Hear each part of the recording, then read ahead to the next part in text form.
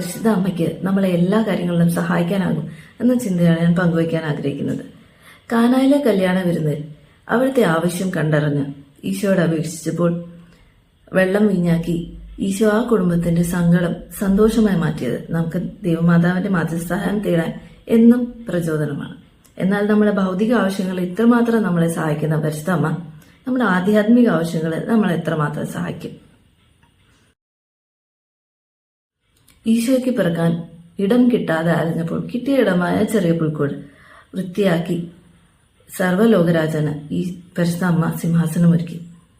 നമ്മളും ആ പുൽക്കൂടിന് സദൃശ്യമാണ്. നമ്മുടെ ഹൃദയം അത് എത്ര വലിയ മാലിന്യകുമ്പാരമാണെങ്കിലും അത് ഈശോയ്ക്ക് നൽകാൻ ആഗ്രഹമുണ്ടെങ്കിൽ പരിശുദ്ധ അമ്മ അതിൽ നമ്മളെ യോഗ്യതയുള്ളവരാക്കാൻ സഹായിക്കും. രാജാക്കന്മാരും അട്ടിടയന്മാരും വന്നത് പുൽക്കൂട് കാണാനല്ല, അതിൽ വസിച്ച ദൈവത്തെ കാണാനാണ്. നമ്മളെ കാണുന്നവരും നമ്മളിൽ വസിക്കുന്ന ദൈവത്തെ കാണാൻ ഇടയാകട്ടെ. കാൽവരിയിലെ കുരിശിന്റെ വഴിയിൽ പരിശുദ്ധ അമ്മ ഹൃദ്യസ്ഥമാക്കിയതാണ്. വിശുദ്ധ യോഹന്നാനും വിശുദ്ധ സ്ത്രീകളും ആ മഹായാഗത്തിന് ദൃക്സാക്ഷികളായത് പരിശുദ്ധ അമ്മയുടെ മാധ്യസ്ഥ സഹായവും പ്രചോദനവും ഉൾക്കൊണ്ടതുകൊണ്ടാണ്.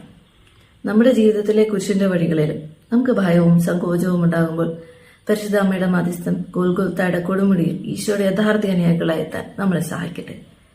എന്നെ ദൈവത്തിലേക്ക് അടുപ്പിക്കണമേ എന്ന് മക്കൾ ചോദിച്ചാൽ വീഴാതെ എത്തിക്കാൻ പരിശുദ്ധ അമ്മയ്ക്ക് സാധിക്കും. ഈശോയുടെ വാഗ്ദാനമായ പരിശുദ്ധാത്മാവിന്റെ മണവാട്ടിയാണ് പരിശുദ്ധ അമ്മ. പരിശുദ്ധാത്മാവിനെ സ്വീകരിക്കാൻ ഒരു എളുപ്പ വഴിയാണ് പരിശുദ്ധ മറിയം. വിശുദ്ധി പ്രാപിക്കാൻ ദൈവം ദാനമായി തന്ന പരിശുദ്ധാത്മാവിനെ പ്രസാദിപ്പിക്കാൻ മരിയ ഭക്തി അത്യുത്തമമാണ്. സ്വർഗലോകരാജ്ഞിയായ സ്വർഗാരോഹിതയായ മാതാവ് നമ്മളും സ്വർഗലോകം പ്രാപിക്കാൻ ലോകാവസാനം വരെ നിൽക്കും. ലൂർദിലും ഫാത്തിമയിലും മെഡ്ജുഗോറിയയിലും വേളാങ്കണ്ണിയിലും കൃപാസനത്തിലും വന്ന് നമ്മെ സന്ദർശിക്കുന്ന പരിശുദ്ധ അമ്മ വഴിയായി ദൈവത്തെ കണ്ടെത്തിയവർ അനേകമാണ്.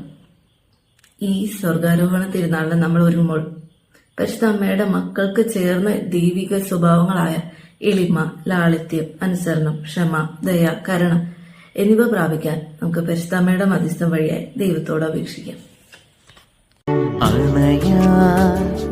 എനിക്കൊരമ്മയുണ്ട്, സാഗരത്തെ ശാസിച്ചോന് ആരീരം പാടിയൊരമ്മയുണ്ട്.